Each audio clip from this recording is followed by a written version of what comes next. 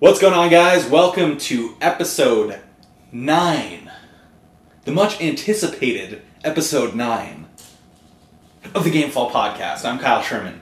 He's John McVeigh. Wubba-lubba-dub-dub. And we have a little bit different format today for you. Mm-hmm. We're changing things up a little bit. We're shooting 2 for 1. These are going to go out, obviously this one coming out second after last week's episode 8. Mm-hmm. The Last Jedi episode. Yeah, that's right. And doing this due to some time constraints, time issues this upcoming week. The week, I guess this will have come out. But instead of going into news, we have one big topic we want to discuss. And it was a news story that we didn't discuss in episode 8. And that was because it was big enough to have its own damn show. And that is, John, it is the culmination honoring one of the greatest game franchises in gaming history, in my opinion. Oh, easily. It was only 15 minutes long, but I was hooked the entire time. Ensnared. The Uncharted fan film. Captivated, if you will. The unaffiliated, unofficial Uncharted fan film starring Nathan Fillion. Nathan Fillion. Beloved by geeks and nerds everywhere. The brown coat himself. I watched this just last night. You watched this before I did. I wanted to come into it with fresh eyes, so I took the time to watch it separately. I wanted to come into this as fresh as possible, so I was holding off, and I finally watched it the night here before we're recording it, and just so many great things about this. First, John, before we get into all the details, I want to hear your overall impressions of this. You're shaking. You're ready to go. Tell me what you think. Why did it end? Why? First off, everyone, this is kind of bothering me a little bit. Everyone says the only person that can play Nathan Drake is Nathan Fillion. And okay, fine. I understand where you're coming from, but there are 2 people on the planet that can easily play Nathan Drake at this time. Numero uno, Nolan North. The man Numero himself. 2, so that I don't keeping both fingers up for being PC here. Numero uno, Nolan North, and number 2. Could have got 1, 2. I could have gone 1, 2. I don't know what I was doing. It's late. Number 2, Nathan Fillion. And I understand, Nathan Fillion's been in the camera more, but Nolan North made Nathan Drake. He was Nathan Drake. He provided the voice for him. The voice, the motion capture, the facial, all of it. He even kind of looks modeled after Nolan North, so... But Nathan Fillion, he also looks like the Nathan Drake in the game. So and Nathan Fillion was the man that everybody said should play Nathan Drake. He's charismatic like Nathan Drake. Well, and he has a similar look. Yeah. So I get it. But I gotta give some love to Nolan North. Oh yeah, Nathan Drake would not be who he is without in Nolan North. Video game lore, or in our that character would not have its place in our hearts if not for Nolan North.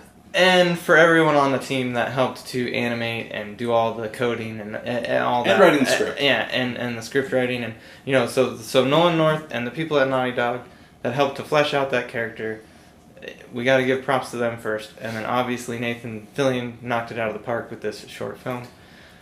I like that at certain times you're not sure if it's we're watching another trailer for another Uncharted game or if we're watching a film.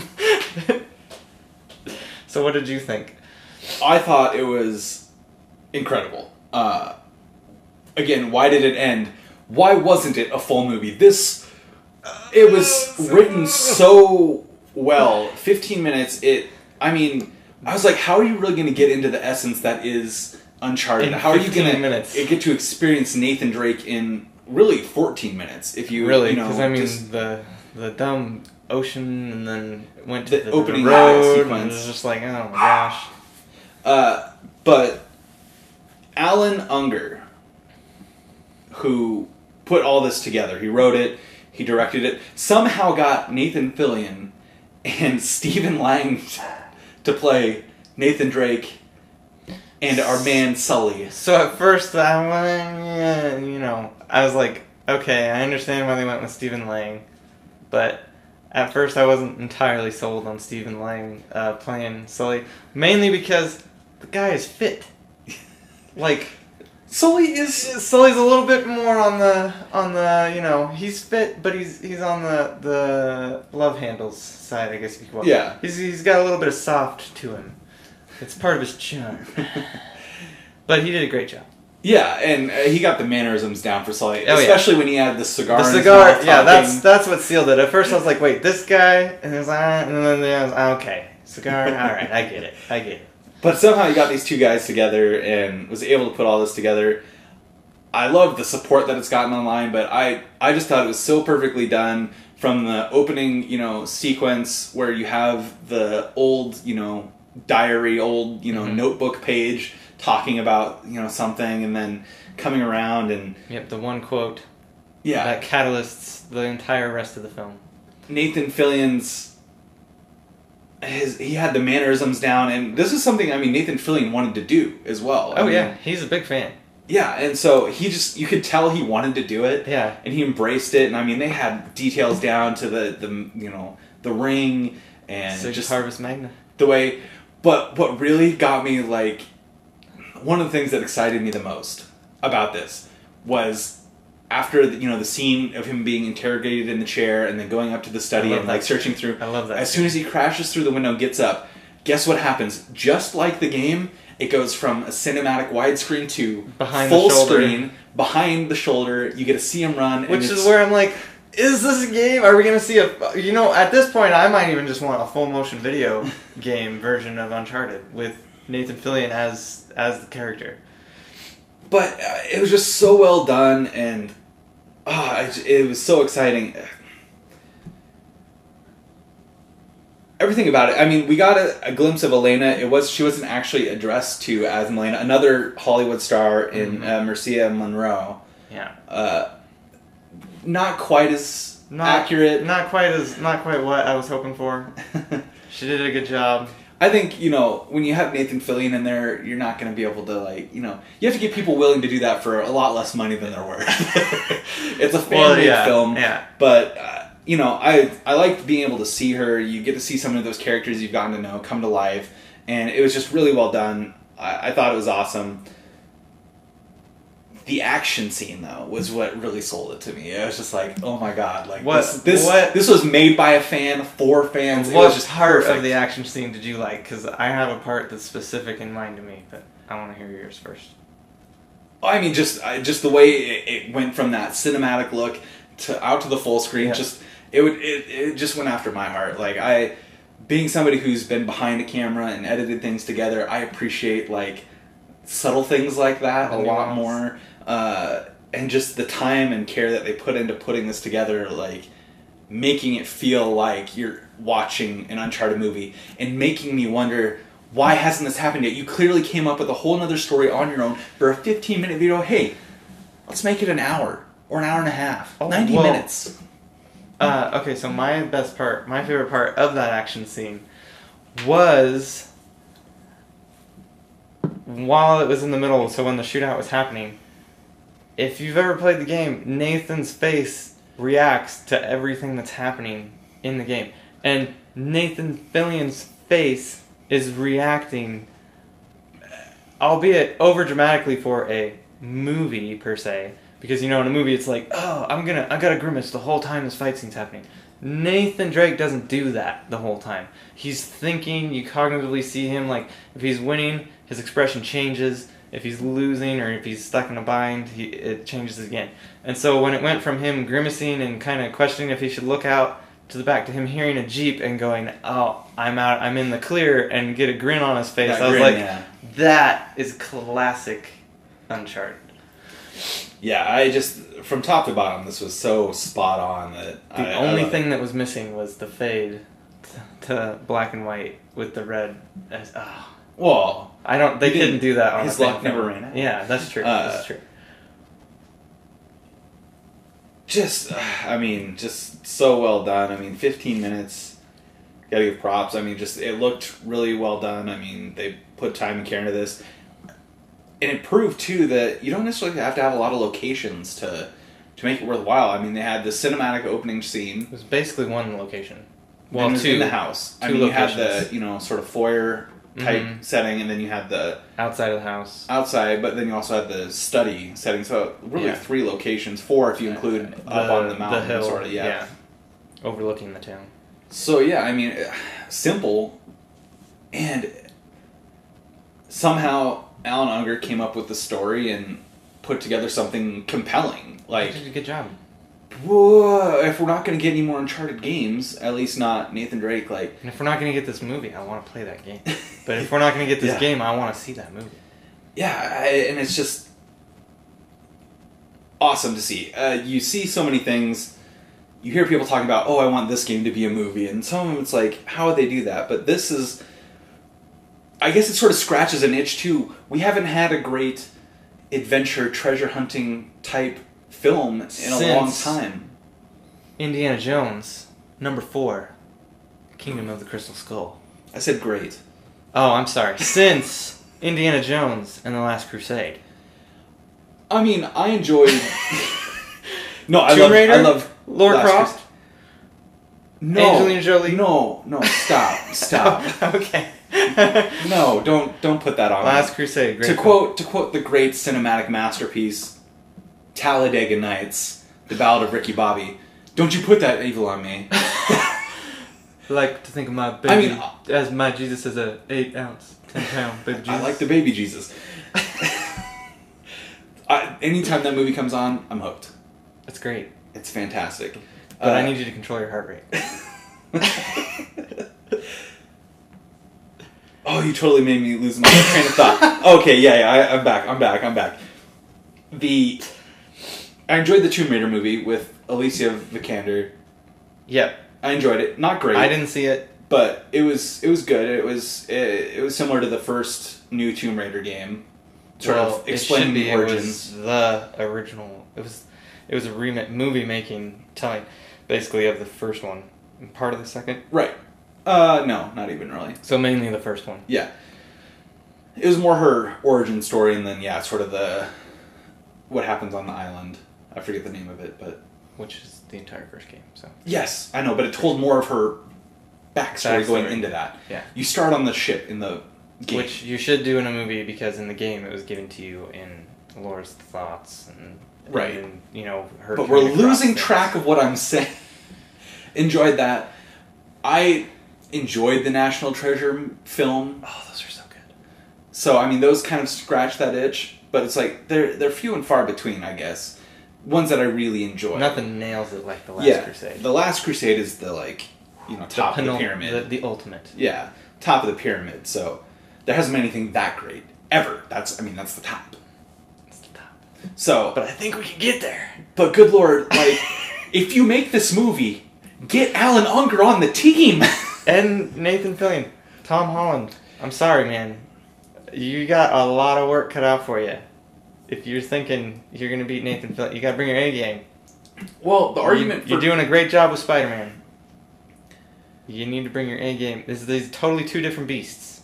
The argument for Tom Holland is that he's young and you can go somewhere with it. Yeah, great, yeah. But Nathan Fillion loves the games, loves the character, and his ability to... Drake's not young. Hit the mannerisms. At the beginning of the first game. No, and that's what they're saying. They can go, different ways, before all that stuff. But Nathan Fillion obviously loves that role, loves that character.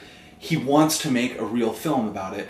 Get other people involved that are clearly passionate about it. Alan Unger, I think if they do make it, need to consult him because he hit everything, the nail right on the head.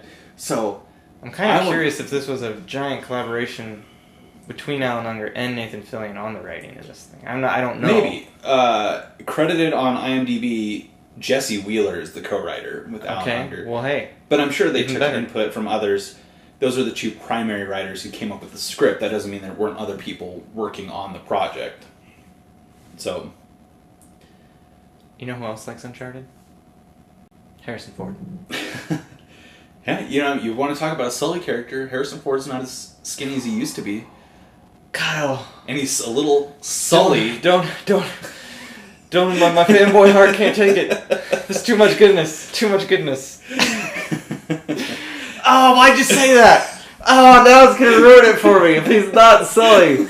Oh, I can't get it out of my head. This it's too short. That's the problem. Your test pilot succeeded way better than you could have even thought it would by being a fan film. Unfortunately, now you've given yourself the curse of being awesome, and I hope that someone gives you like free reign to go nuts. I don't know what the view count's at. I'm looking that up currently. He's running about the bright white light on me here right now. Quite frankly, care what the view count is. I'm just gold. Curious what the reception has been, like how much they've. Let me put it to you this way: it's up to 2.8 million views in 4 days. The internet likes to be pretty negative quite a bit of the time. I haven't found a negative part about this. 2.8 million views in 4 days. Which is insane. For a video game, fan-made video game movie. You can Don't tell me there's not a market for that. There's easily a market for it. Here's the problem with video game movies. They retell the video game you played. Wrong. You don't do that. You tell your own story. Because games are meant to be active participant entertainment. Movies are passive participant entertainment. They're totally different beasts. Totally different And they beasts. need to be treated as such. Exactly. That's why I'm excited for this upcoming Spider-Man game. You're taking something from a movie and comic and movie universe, but you're giving him his own story, his own video game universe. With a whole new thing to say. Keeping the tradition of Spider-Man alive and telling a new story in a different format. Using the character, but telling a different story. And you're keeping all the skeleton. You can't take the whole thing and then rehash it. It doesn't work. It works a lot better with comics to movies and books to movies than it ever did with games to movies. Because they're such different mediums. Because yeah. Yes, they're both on the screen. I mean, technically a book is a passive form of entertainment too. Yes, you're actively reading, but you're not influencing what's on the page. Yeah, exactly. Unless you do the choose your own adventure thing, but that's off track. I'm just trying to think about video game movies now. Let's pivot this conversation. Okay, Tomb Raider. Video game movies that have been enjoyable. Assassin's Creed. Never got around to watching it. It's on my list of things to watch. Underrated. It told its own story. But I'm trying to think. And it basically acted like the best ones have been ones that tell their own story. They're not tied to each other. Yes, they star the same characters. Yes, they're set in the same universe, but they tell their own Why do I story. like Tomb Raider?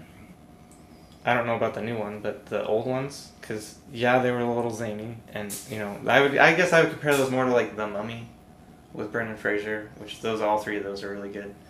I guess you could credit the Mummy series in those adventure. I mean, they're a lot more similar than say Tomb Raider and Indiana Jones, because they're a little more about supernatural. Yes, Indiana Jones has that, but it's more about religion.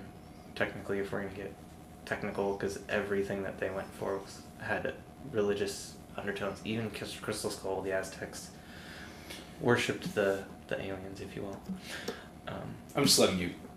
But another ones I haven't seen that people said were, I don't know, I guess okay, was like Doom, but I haven't seen it, so I can't necessarily say. They also said it wasn't good. It's pretty campy, from everything that I heard. Yeah, but the new Doom's campy now. I mean, it's all about taking it to the demons, which is what is fun. I mean, it's always campy, the game, the old ones. Doom 3 not so much, but that was because they were kind of... They tried to pivot a little bit. Get off track, and if it ain't broke, don't fix it. But it's just, every video game movie that I've seen, the ones that struggle the most or the ones that don't hook me is when it's a story I've always already heard or experienced through the game, but it's told in a lot less time, given a lot less care than the games give them. And giant jumps from major plot point to major plot point with very little explanation. So, Rampage was good. It told its own unique story. on a very small, loose-fitting video game. Actually, that of the blockbuster movies, that was probably my favorite. Probably the best one. But that's also because you're taking a game that is just very loosely like, hey, destroy the city. Yeah. And you're giving a backstory to it and, making you care about George and... Giving it that Godzilla-esque magic. Yeah, and I guess I'm also thinking there was a Pirates of the Caribbean video game for the original Xbox that I enjoyed, actually. It didn't run very well, but I spent a lot of time playing it. That was kind of fun, but it was, again, a separate story from the movies. It was, you made your own pirate, you got your own ship, you could upgrade it, you could get new ones, bigger ones. Oh, yeah, I was actually interested in this, but I never got around to playing it. It's not worth playing now. We've already played the ultimate pirate game. Obviously, Assassin's Creed Black Flag, yeah. So, I think the Uncharted universe is excellent. Is one that's would allow for you to tell individual, unique stories. You can go after different treasures than ones in the game. I mean, I like that they mentioned what happened in the games in the interrogation scene. Oh, this is the infamous Nathan Drake who discovered Shambhala, who, That, I loved that. And then I loved when he fought the short guy and he had to hold him Oh, down. yeah. It's like, no, stop!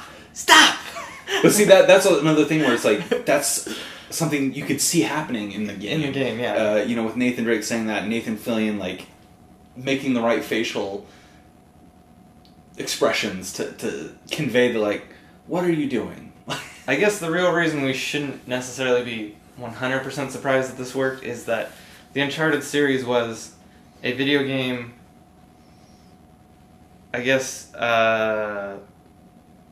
homage, like a caring like respect for the films that came before it that heavily influenced it, which were the Indiana Jones movies. I guess maybe you could say Romancing the Stone. I'd say more the Indiana Jones series, but they've already proven that they can tell an Uncharted story without Nathan Drake in it In Lost Legacy. In Lost Legacy. Mm-hmm. So you can come up with other things for people to chase. And the best part about Uncharted is Uncharted doesn't have anyone's name attached to it. It's literally Uncharted. Yeah. The other thing, too, is I'm thinking about... There was the discussion we had a couple weeks ago about Cory Barlog's response to a potential God of War Netflix series. And now apparently a movie. Yeah. He's just going off. He just wants someone to do something with it. We're not going to dive too far back into that, but we said there was an issue with that because God of War is about one thing and one thing only. Kratos killing gods. Yeah. And we've seen him go through the Greek gods. Mm-hmm. We're now seeing him in the Norse universe. So it's like, okay, you could make a TV series with him dealing with the Egyptian gods, dealing with... But then you're ruining your games. Exactly. And it's all about that one thing, him doing this one thing. Uncharted, that sort of thing is set with, yes, Nathan Drake is doing one thing. He's going after a treasure.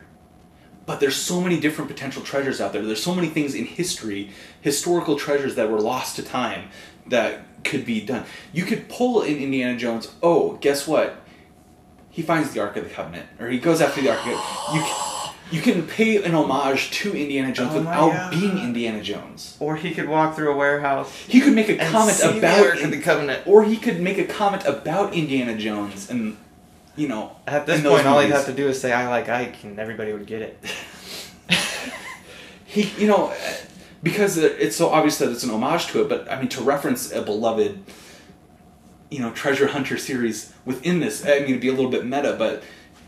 It doesn't matter. You can go after that same treasure. That story hasn't been told in the Uncharted. There's so many things. They could even go after Atlantis, because he hasn't gone after Atlantis. But, yeah, exactly. Like I'm saying, there's so many things you can do with him, because you could set up a film or a game going after one treasure and have it be going towards that, as opposed to a game like God of War, where there's a finite number of things. And it's just, I feel like this is such a great series that you could potentially tell 2 or 3 stories out of. And that's just with Nathan. We haven't even begun to bring in Jason Statham with a prequel showing how Cutter became Cutter. I love the one-off mention of Cutter in the film. Right? I was like, oh, he mentioned Cutter. Oh shoot, she's from Stargate, and she's Chloe, and I can't remember her name, but you could even do one on Chloe with Cutter. The person she was in episode season 9 and 10. She was on Farscape. What the heck is her name? I gotta look it up. Well, here, use this. Phil, Kyle. Use this. Phil. Okay, well, I think we've talked enough about this. Obviously, we're both big fans, and we want to see more. I guess is the long and the short of it. Giant potential for more. Giant potential, and I think this is a great universe to set them in. Other ones, I'm not, necessarily sold on. I think Tomb Raider could do more. I don't want them to follow the games. I want them to tell their own story. I don't think God of War works as one. Halo universe. This was the other one I wanted to bring up. Because to me, Halo has proven it can tell another story outside of Master Chief. Easily. Time and time again. That universe is ripe, for picking. Oh, what was the name of the series? Now I'm forgetting. That was on Netflix and preceding Halo 4. Oh, yeah. Gosh dang it. I'm forgetting what it is. Nightfall, wasn't it? No, Forward Unto Dawn. Sorry. Forward Unto Dawn. Forward Unto Dawn. You should watch it if you haven't watched it. Yeah, and that one, a series as opposed to a movie, but it proves that that's a universe you can tell another story, and it's about a series of recruits training to become, members of the Alliance military. Claudia Black voiced Chloe Fraser. And they even modeled it after her. But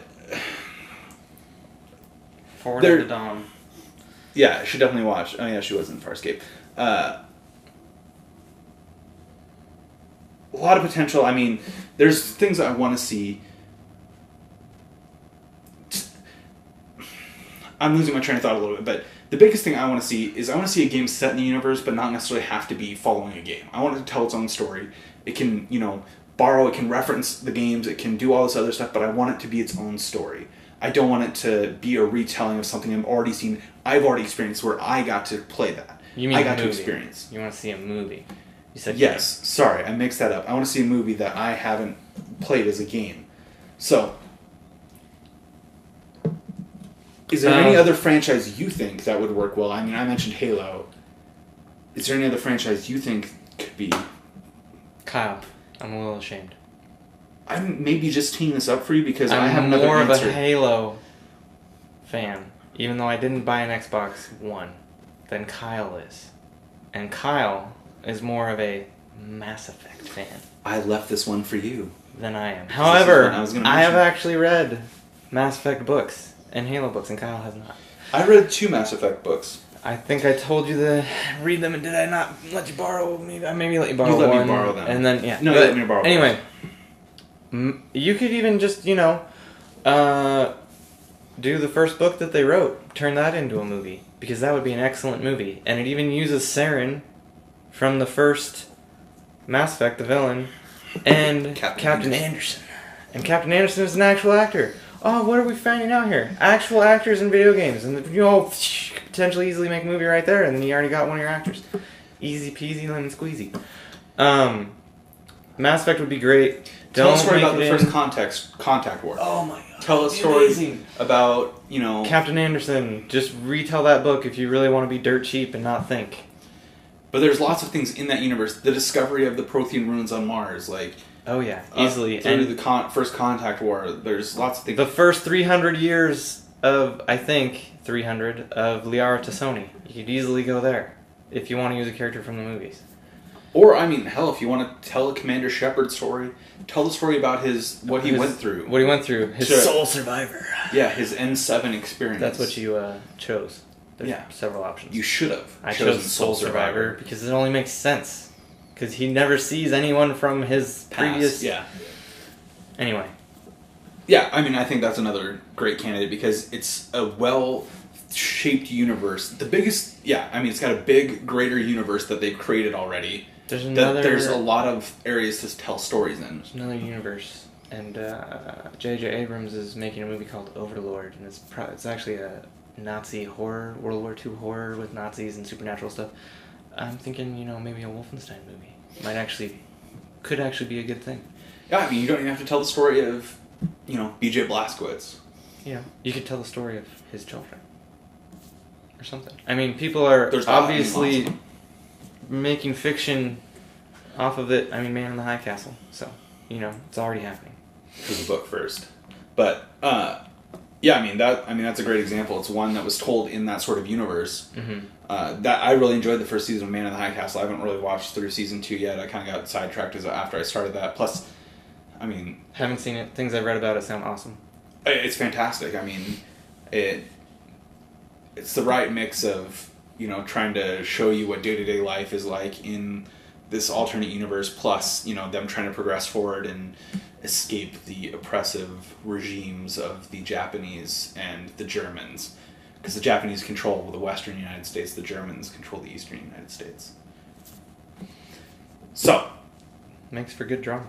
Let's go back to Uncharted. Although we've kind of said our piece about... What we're saying is, there's plenty of movies. I think Uncharted is one of the easiest and quickest to get off the ground and run as a movie franchise. Yeah, I mean, and you have a character that looks... You have an actor who looks like the lead character. Acts like the lead character. And loves that. And loves it. And they nailed it. Nailed it. Speaking of the Uncharted games, we're going to rank them. Because why not? Because we're already talking about Uncharted, and it's a perfect time. It's a perfect time. Question, real quick, though, before we get into our rankings. Oh, we're adding the Vita game. Okay, but are we adding Lost Legacy as well? Is it not an Uncharted game? I just trying to clarify if we're doing... Does it not say Uncharted in the title? Is she not in the main games? Kyle, all the Uncharted games. Not the mobile ones. The puzzle one. No. And the card game. No, we're not doing that. But... ones that actually tell a story. 1 through 4, Lost Legacy, and The Golden Abyss on the PS Vita. Which, if you own a PS Vita and you haven't played The Golden Abyss, that should just be criminal, because it's the best. Literally, if you have to own one game for the Vita, without question, if you have to own one game for the Vita, it should be Golden Abyss. If you get stuck on a desert island with a Vita and Golden Abyss is not your game, you are doing it wrong. I'm trying to remember exactly what each game is about. Uncharted 1, El Dorado. Right. Has the Nazi camp on the island. Uncharted 2 was the Shambhala in the Himalayan mountains. Oh gosh, I don't know. All right. I might just be totally ruining myself right now. Uncharted 1 is El Dorado. Yep. Uncharted 2 is set in the Himalayas searching for Shambhala. Mm-hmm. Uncharted 3 is the search in the Rub al Khali desert for the Iram of the Pillars, the Atlantis of the Sands. And then Uncharted 4 is the... Goonies. I like that. Sorry, Goonies. That's the only reason. The search for the treasure of Henry Avery. Yeah, the treasure on the pirate ship. That's why I said Goonies. And then Golden Abyss, of course, was on the Vita. I don't remember exactly what you were looking for. It was like a city of gold under the ground, basically. Yeah. So literally a city of gold. And then obviously the Lost Legacy was the tusk of Ganesh. Indian Ganesh. lore. Poor elephant. All right. Let's just go. How did you like Uncharted 1 from a gameplay perspective? I really loved it. Not my favorite. A little clunky. In terms of gameplay. In the story, the payoff with El Dorado, not what I was hoping for, necessarily. Oh, it turns out it's just this one thing made of solid gold. Oh, guess what? It's also cursed. So I actually liked that twist, because it makes sense why no one's ever found it. Because, a giant city, I mean, we got satellites now. You kind of think maybe someone would be shining in the jungle there somewhere. Maybe. I did like that one. Eddie was a great kind of, like... Oh, yes. Double agent type character. Faux villain, if you will. I forget the name of the He's not memorable. He dies anyways. Well, Eddie's death is definitely very memorable. I'm talking about the main guy.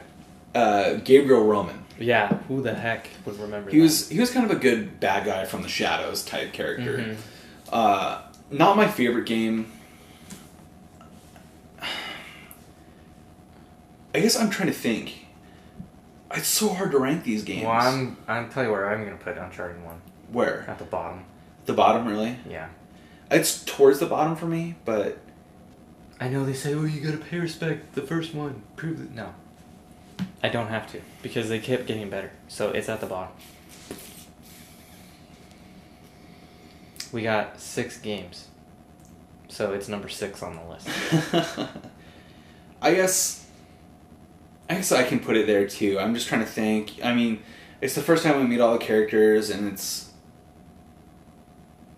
If anything... I guess the gameplay puts it at the bottom. If anything, I'd give you number 5, and I would slot in...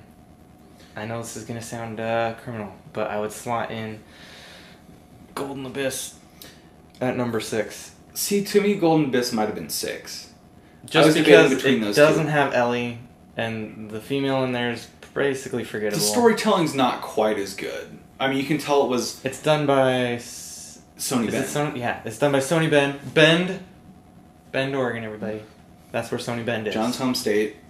That's why you never hear anything. That's why things don't leak. Because nobody goes to Oregon. Unless you want to go to Mount Bachelor, which is in Bend. There you go. The story wasn't quite as strong. You could tell it wasn't the fully fleshed out Naughty Dog type story. It was really good. It was. And it's hands down the best game on the Vita. And it was a full Uncharted game. It even had more chapters than the console versions. It did not outstay its welcome. Some of those chapters were dirt quick. Yeah, but I think I'd put that at the bottom just because, you know, the gameplay's not as smooth and it's... But, I mean, for a Vita game, great. And the story just not as great. You don't have the other characters that you love as much, and I wasn't invested in that female protagonist because... Is that a lock? It's not a lane. I'm going to put it there. Alright, so lock. 6. Uncharted, Golden Abyss, number 6. Number 5. For you, right? No. Number 6. This is the official Game Fall ranking. The official. All right. So we got to come to a consensus. Yeah. All right. See, some good back and forth here. I will definitely put Uncharted Drake's Fortune, the first game, at number 5. Lock. Not because of the story. Arguments. Not because of the story, but because of the gameplay. Yeah. I thought the story was great. Again, not my favorite ending payoff, but I love the rest of the storytelling, but the gameplay was... Going back and playing it when I purchased the Nathan Drake collection, it was definitely the most challenging because it was the least intuitive gameplay. It wasn't smooth. It involved more... I ended up getting all the treasures in the Nathan Drake collection and never finishing the platinum because it didn't have time trial stuff. It did. Yeah. I also did not get the platinum. That's why. On any of them. Me either. But I think that's a fair place to put it. Yep. So number 5, lock. Uncharted number 1. I think the next one for me... Drake's Fortune. Uncharted. Drake's Fortune. Yes, that's number 5. Yeah. Number 4 to me is actually Uncharted 3. Drake's Deception. I'm loving it. Is that where you would slot that one as well? I'm loving it because, 3 was really good. I remember playing it that October and loving the bar fight and going through the London, train. I did love the fact that we had everybody together. Like, the beginning of that game was so good. And then we get to the desert, and there's the weird thing. You drink the water, so he's dead. Nobody knows what's going on. These weird things are coming after you, and then you, slowly he's alive, and then you realize you were drugged, and it's just like... And Ellie's mad at you, and you apparently had gotten married and were divorced. It's like, what are you doing? What are you doing? What are you doing? But as far as, yeah. I guess I'm gonna put that at number 4. Uncharted 3, Drake's Deception. Like I said, that's where I put it. I'm very comfortable with it. I did love the fact that we had all the gang together. We had Nate, we had Elena, we had Chloe, we had Cutter, we had Sully. And there's the ship battle, and then you fall out of the plane. Everything's so good about the gameplay, but the story... Again, ranking this 4th, does not mean we disliked it. All of these are number one. Yeah. They're all number one. These really. are all... Realistically, they're all number one. But we have Like to we rank said, them, so it's going at number 4. Our least favorite game is the best Vita game ever made. Ever made. Bar none. So, full stop. You know, just because it's not our favorite of the series does not mean it's not a good game. Does not mean it's not a good game. All right, John. I think this is where we're going to kind of get into things. Number 3, I'm going to say Lost Legacy. What do we got? We got number 4. We got Thief's End, Among Thieves, and Lost Legacy. Okay, well, here's what I'm going to say. I'm just going to flat out do 3, 2, and 1 for my opinion, and then we can see if you agree. Number 3, I'm going to say is Lost Legacy. So we could probably just lock that one. Okay. But number 1 and 2. No, let's talk about Lost Legacy first. Okay.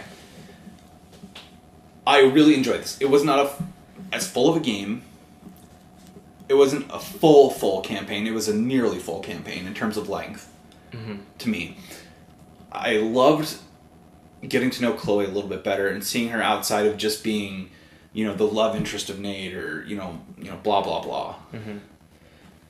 You get to know her a little bit better, why she works the way she does, what makes her tick, and then getting to know, gosh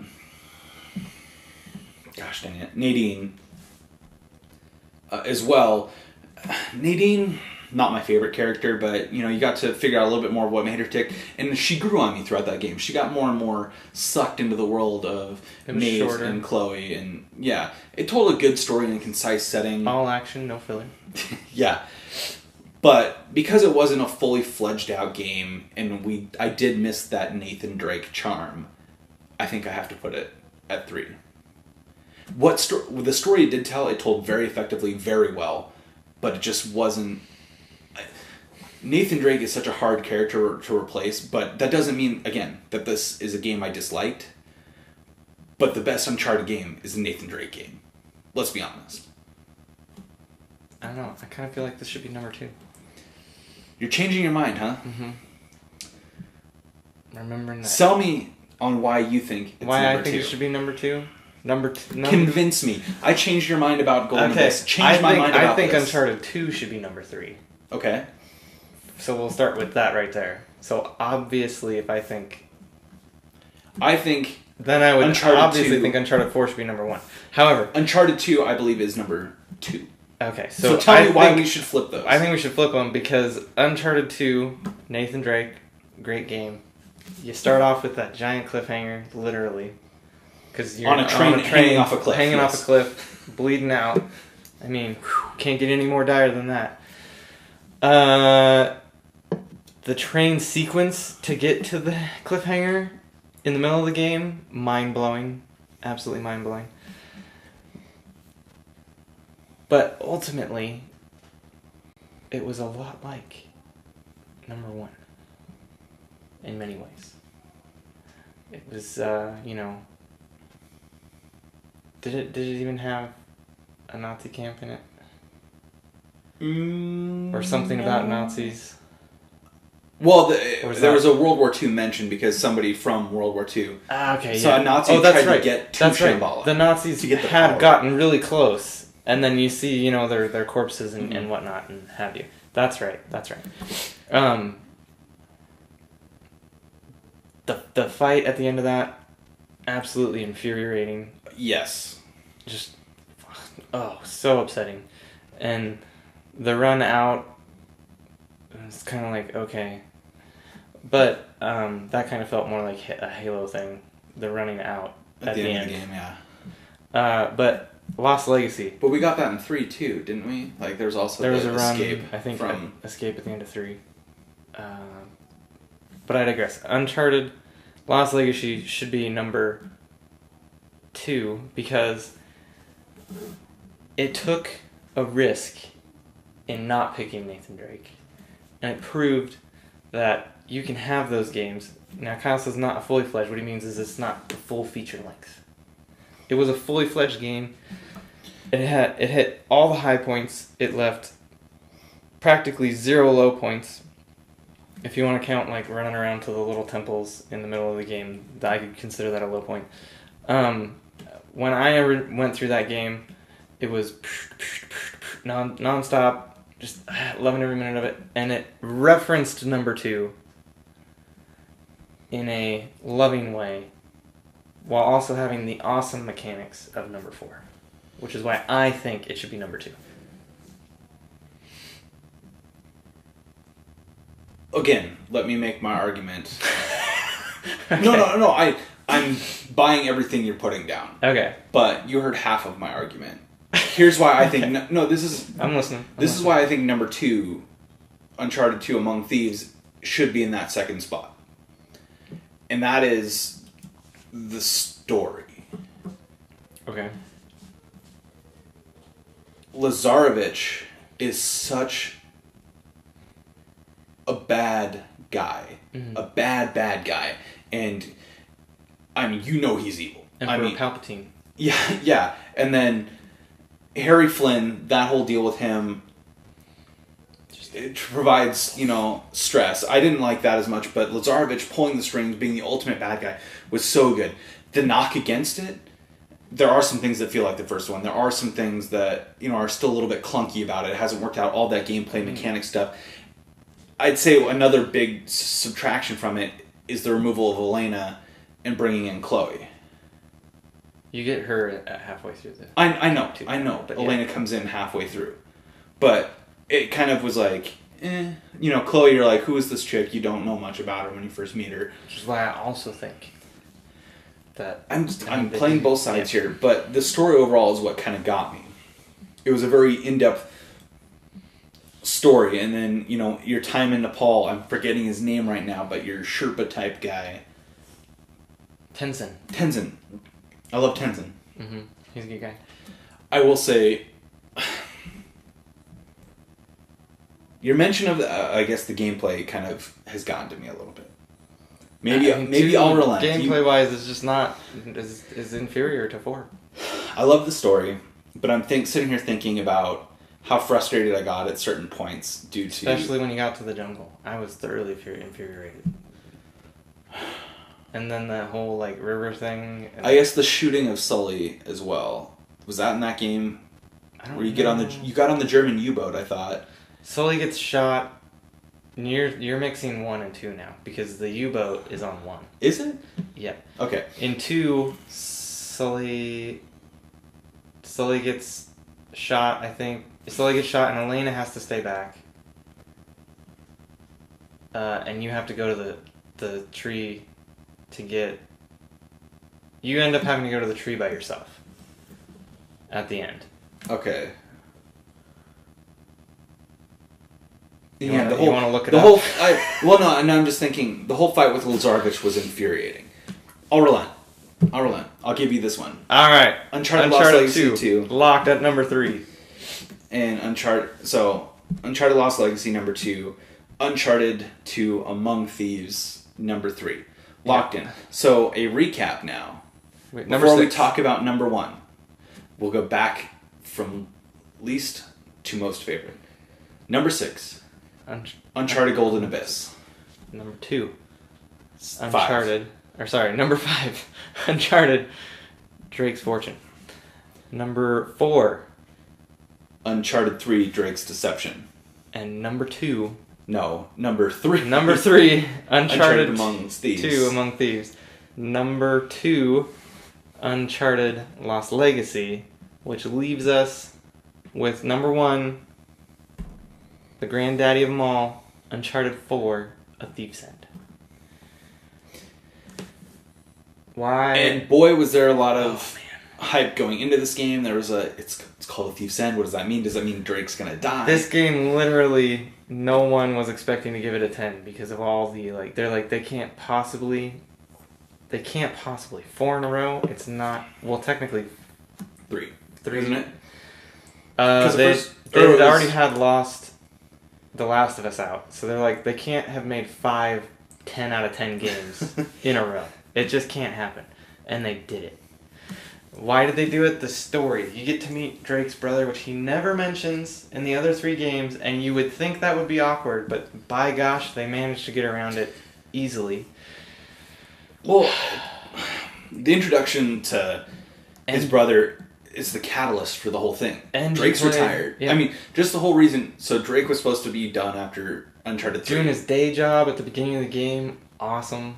He'd settled down with Elena, had, set everything up, and good lord, just the storytelling in this, just so good. Just the catalyst for him coming back in and going back into the world of treasure hunting was because of his brother and the trouble he was in, and Elena begrudgingly sort of supporting it and saying, if you have to do this to get it out of your system, go for it. And just, so, I mean, from the get-go, starting it off with that setting the tables for everything, and getting to see Nate and his brother as kids, and, sort of how that dynamic worked when they were younger, and the sort of the family toll that the family struggles they had gone through, just put everything in context so well that it almost made the search for the treasure the background to getting to know these characters and their family and what makes them tick, and then the payoff at the end with everything going the way it does, dealing with Shoreline. It culminated everything and so well. It told the story so well, and the gameplay was so smooth, so phenomenal. And it's the best. And it had a great story about how the lost area became lost. It's just amazing. And the rope, the rope, amazing. Swinging around, it's perfect. And then I love, everything just gets better in that game. Like, everything gets better. I would say I didn't really get frustrated at any real point in time, not thoroughly frustrated. Everything just continually got better. And then at the end, Nathan goes, his brother, this is like the first one he's actually like fully finished, and he goes, yeah, but you just keep chasing the same dream, and Nathan basically says the payoff's less every time after. Well, essentially his discovery is, no, family's important, not, money's great, but what I really care about is Elena. What I care about is, my family, the love that I have for Elena, the love that I have for my brother. That trumps any treasure he could possibly find. It just put a nice bow on Nate's arc. And that's why I think it should be number 1. So I thought we'd talk for maybe a half hour. Here we are sitting 50 minutes in. That'll wrap things up here for episode 9. Possibly the greatest Star Wars film ever. I don't know yet. It's probably not going to be. But one of my favorite episodes to do so far, because we got to discuss sort of the cinematic tie-ins to the video game universe, what we think works, what things doesn't, and talk about one of our favorite series ever. Maybe we'll do another one on Mass Effect someday. When I finish Mass Effect Andromeda, we can talk about that series, because that's another series that we have a lot of love for, that we have a lot of opinions about. So this was fun, but I think it's time to call tonight. Yes. He's John McVeigh. He's Kyle Sherman. We will see you next time. Peace.